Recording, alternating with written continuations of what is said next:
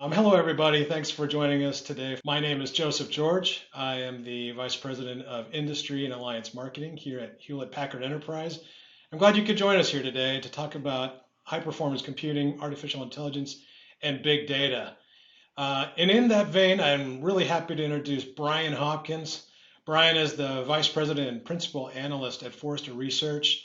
And we're really happy to have Brian here with us today to talk with us and talk with you. And we're here to talk a little bit about how AI and HPC equals the future of advanced analytics, which is based on a Forrester thought leadership paper that's available now at hpe.com/supercomputing. So with that, and without further ado, I'll hand it over to Brian. Brian, over to you. Absolutely. Thank you, Joseph. I want to tell you a little bit about the study that we did and kind of how we came to the conclusion that Joseph just laid out.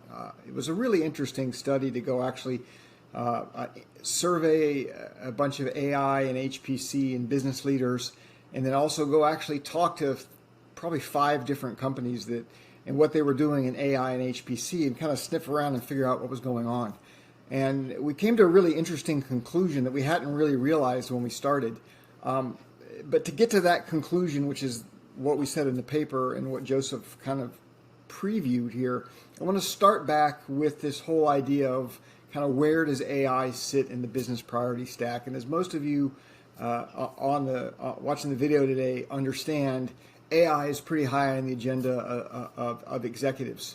And when we ask what kind of data and analytics challenges are needed to be solved, we found things like sourcing more data from sensors and physical processes. So that gets into something we'll talk about in a minute called edge computing. Reduce analytic silos and use more unstructured data from text and video and imagery, as well as improving the scalability and agility of your analytics environment. So when you think about these requirements for data and analytics, and then what I don't have time to show you here in the data was expectation of firms to use machine learning and AI and natural language processing to do these things was quite high. What we also found in the data, though, is while expectations to do these things was quite high, actual production implementations of AI was quite low. Only about 1 in 4 firms that actually created any kind of production applications of AI, while 50% of them were kind of seemed to be stuck in POC mode. And the ones that were stuck in POC, when we talked to them, what we found out is they were running into needs that they thought AI alone could handle, and realizing they needed more in their infrastructure, more complex calculations, or they were running up against trying to do some things that were already kind of being done by this other group that kind of sits over in a silo called your high-performing computing team. So when we looked at the high-performing computing teams and we looked at the AI teams, we began to notice a synergy between the two, and we began to notice that a lot of the things that the AI teams wanted to do or improve on were things that the HPC team already did pretty well or also wanted to improve on too. And a lot of the data sets had similarity as well. So we began to ask ourselves, what's the overlap between AI and HPC? Are you thinking about these things? Are you doing anything about it? And kind of what are you doing? And so that's what we're going to go through in the next few slides here. So in our survey, we designed this question that I'm showing you the answer to, and we ask in conversations with some user clients, do you see this overlap between things that you could do in high performance computing, which frankly they aren't all that new, they've been around for many years, and the things that other groups that are more data scientists and machine learning experts are trying to do? And the answer was over resounding, yeah, we see that, we feel this pressure.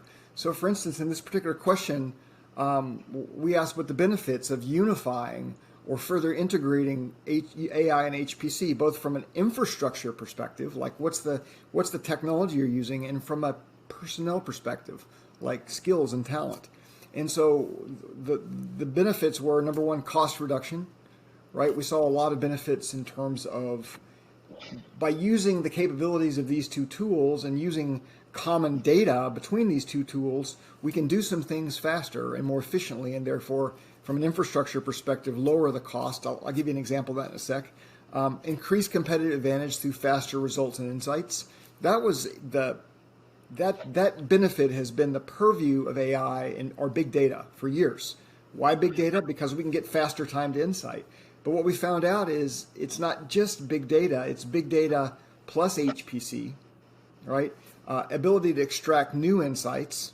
And number three, greater agility from being able to apply methods from all disciplines to get to those insights more quickly.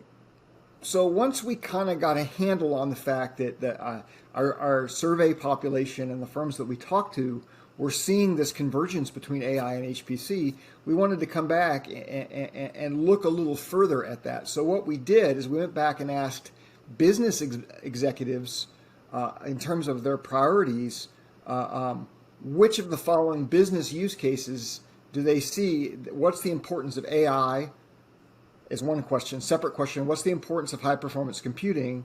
And third question, what's the impact of big data?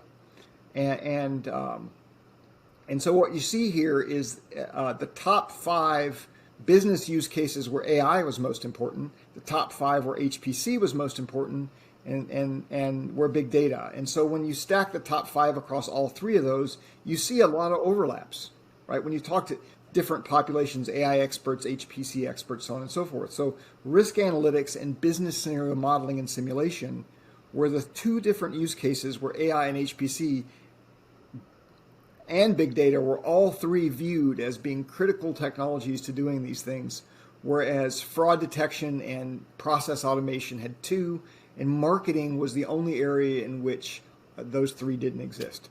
So it really did show a lot of overlap between these. And so that business need to do things, the view of experts in these technologies as these things being required to do these, and this general overall idea dawning on the experts that they needed tools from both sides of the house, all supported by a lot of big data-y things, was quite an interesting insight from the survey. So just finally, there's a lot more insight and data that supports these points in the paper. I would encourage you to read that paper. But the last thing we found is that not only do people see the benefits, not only are the technologies really needed to accomplish these very important business things, but a lot of firms are already doing things. They're already beginning to integrate these things, which was quite surprising to us because we thought, well, these things were still operating in silos, but that turned out not to exactly be the case. So let me give you an example. Today, 35% of firms, or 1/3 of firms, say they're already beginning to co-locate HPC and big data or AI job schedulers, which are those little pieces of software that handle concurrent workloads hitting the same infrastructure, and how do you schedule demands against those workloads. But within the next, in the future, that number is going to go up to 46%. Right, so almost half. So from 1/3 to almost half are actually going to start to make infrastructure decisions that co-locate these very core things called job schedulers for AI and HPC. The second thing, which is also kind of interesting, is employing big data programming paradigms for simple parallel processing. That's going from 50% today down just a few percentage points. So what I think that reflects is this idea that some things that we were trying to do in big data aren't actually that easily done in big data and actually require computational complexity that HPC workloads happen to be very good at. So there's this understanding that not everything that appears simple really should be done in that Hadoop big data lake. There are other places to do the jobs. And so, I mean, that's really important. So for instance, for AI and HPC teams, if we look at the people part of this, which is at the bottom of the slide, we see 19 or 1 in 5 firms are reporting a unified file system, right? Whereas 2/3 of firms within the next 1 to 5 years plan on unifying the data that HPC and AI work off of. So big jump, right? And more sophisticated job scheduling, not just for AI and HPC, but job scheduling capable of doing both. So instead of having 2 job schedulers, perhaps we have 1 job scheduler that recognizes the differences and the complexities between pure big data supported machine learning iterative workloads and those more computationally intense like message passing interface HPC workloads. Great. Thanks a lot, Brian. That was really interesting. I appreciate that. Let's go through a few questions, if Sure, that sure. works. Um, a couple of charts back, you referenced the overlaps between AI, HPC, and big data. Mhm. Maybe you can comment on how you defined each of those, and specifically, I'm thinking our audience might see that the term big data can be applicable to all sorts of storage and analytics technologies. Maybe you can talk about how you characterize each of those. Yeah, absolutely. So first thing it's important to note, and when you read the research paper, there were several survey populations that we looked at, and we screened very carefully in the survey to make sure we knew who we were talking to when we asked certain questions. So the two populations that we were very careful to screen into the survey were experts in HPC and experts in AI. And then the big data piece was a little bit loosier goosier because I think the market awareness of big data is probably pretty high right now. So very specifically, when you think about AI, and we look at data scientists, folks who are developing machine learning algorithms that can take structured and unstructured text and apply data processing using on a data lake or doing it in the cloud. So doing some kind of big data processing to prepare data sets that then can be used in various tools or notebooks with various libraries, most of which are open source, to do some kind of predictive analytics and machine learning that is advanced, like using machine image recognition libraries from the major cloud providers or developing deep learning neural network type models. That's all kind of falls into the AI space. And then the HPC folks, typically, we went into this with an understanding that high performance computing is an extension or specialty of supercomputing, and that those folks tended to be quantitative quants. They tended to work in research, modeling, simulation, and they tended to have been doing this for a very long time. So the HPC folks were using very specific HPC type tools on very specific infrastructure that they typically owned and operated and had for a very long time. So it's fairly easy to delineate between AI concerned survey respondents and HPC knowledgeable. And then the third set of survey respondents we had were folks who are business managers, kind of riding up on top of our both with some knowledge of the technologies. So again, just to answer your question, AI and machine learning it includes data science and using open source libraries to process through advanced analytics, neural networks, machine learning algorithms, those kinds of things, using inference and engines and training and model training. HPC personnel tended to be very specialized and tended to focus more on computationally complex problems that can benefit from large clusters of dedicated resources. All right, great. And you hit on a really interesting topic around AI, and in the paper that in the audience, if you're interested, you can get access to. We'll post that available to you. You mentioned a number of challenges, data challenges around unlocking AI. And in particular, there's a topic that is really interesting to a lot of our customers around the challenge of sourcing more data from the edge of networks. At HPE, we're seeing more and more our customers are realizing the potential that edge computing can add to their business. So it'd be good to dig into this a little bit more and around some of those challenges that you referenced. Well, yeah, absolutely. It is one of those implications of the things that popped unexpectedly out of the paper, and we kind of is combined with some data that we're seeing from our own research here at Forrester, which is telling us that when we ask clients, so why edge computing, without necessarily defining the term, so using clients' given expectation of edge, we find that the number one reason or expectation around benefits of edge computing is for processing data through AI and machine learning. The recognition that AI and machine learning of large unstructured data sets, video and imagery and sound, the processing of that and the running of those inference engines to take an image and come back with a what is this and what should a robot do or what should a car do, that requires edge computing.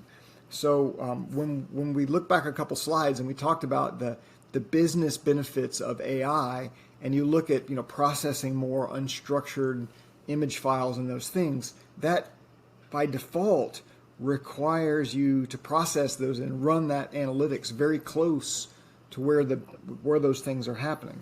So there's a real link between edge computing and AI, right? And then that extends to there's a link between edge computing and AI is linked to HPC. So, edge computing, AI, and HPC form this kind of web of interconnectivity. We're going to want to do some things at the edge, some things centrally, and those things centrally you can do them with an infrastructure that supports running both complex computations as well as training these large-scale AI models. Great. Let's do one more question. Now, our audience today is likely made up of a bunch of our customers from a variety of industries. We're going to see people from manufacturing, financial services, life sciences, research, so much more. Now, in talking through how AI and HPC are going to support each other and then merge over time, maybe you can talk about an example or two from industry you could share with our audience here.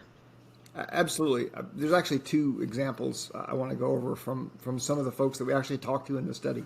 So these are interesting examples because they formed the insights from some of these interviews and discussions that we had formed the basis of some of our conclusions in the paper. So the first example I'll give you is a pharmaceutical company that we talked to. And they really had kind of three use cases going on. I'll touch briefly on each that involve both AI and ML in some form or fashion, and HPC. So the first one was the computational chemistry group. And what they were doing is they were using machine learning to accelerate algorithm development. And the way they were doing that is they were, and they used HPC infrastructure to run the full calculations. So where they were bringing machine learning in was to do a pre-calculation that reduced the need for running full calculations on the full data set.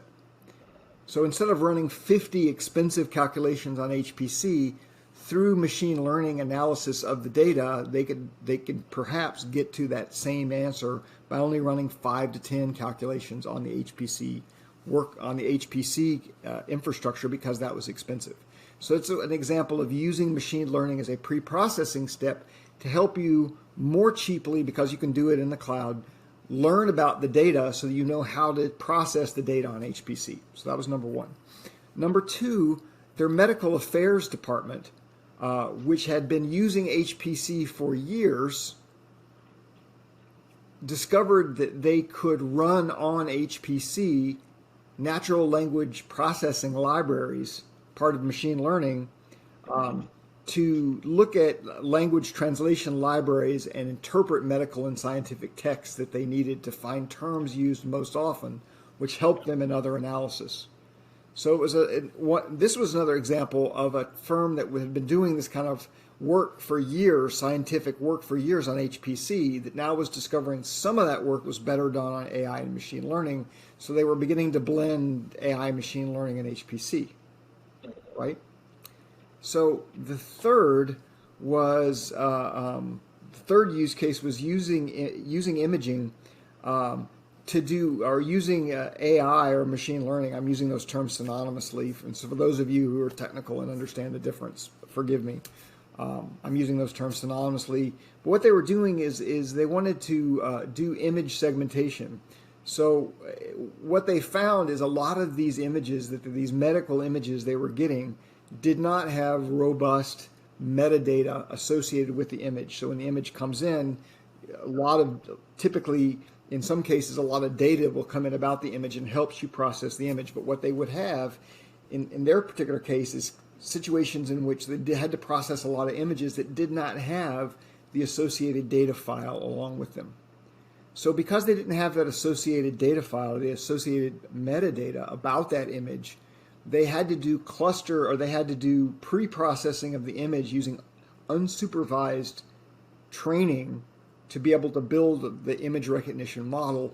And what they found is that unsupervised training was better done in machine learning, but they were doing those machine learning calculations on their HPC environment where the data existed, right?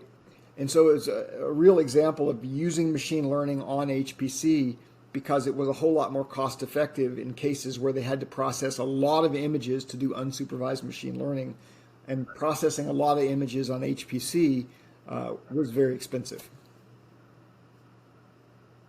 So that was the first case. The second example I'll give is a manufacturing company we spoke to.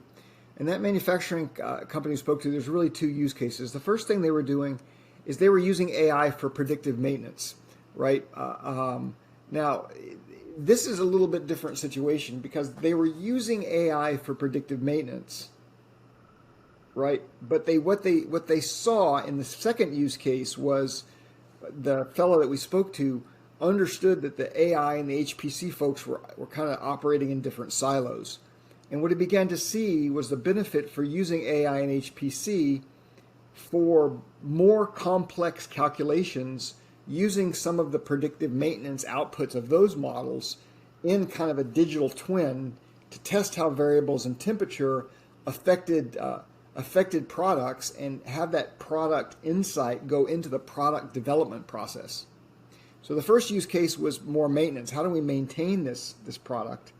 And the second use case now, which was related, is how do we use the outputs of predictive maintenance done through machine learning into product development, where the computations in product development were already being done in HPC, and therefore he saw the blend of those two together. But then he also shared with us the fact that because these two organizations exist in silos, it was difficult for him to realize more potential on that second use case, which is exactly kind of what we reflected in the paper. Well, great. Boy, just great discussion about AI, HPC, big data, how these things are related. Hopefully those in the audience were able to get a lot out of this here today. And if you're interested, Brian and I referenced this paper, this thought leadership paper, a number of times. You can go to hpe.com/supercomputing and download it. Hopefully you got a lot out of this. Brian, thanks for your time. Thanks for your insight. This was fantastic. And to our audience, thank you for joining us here today.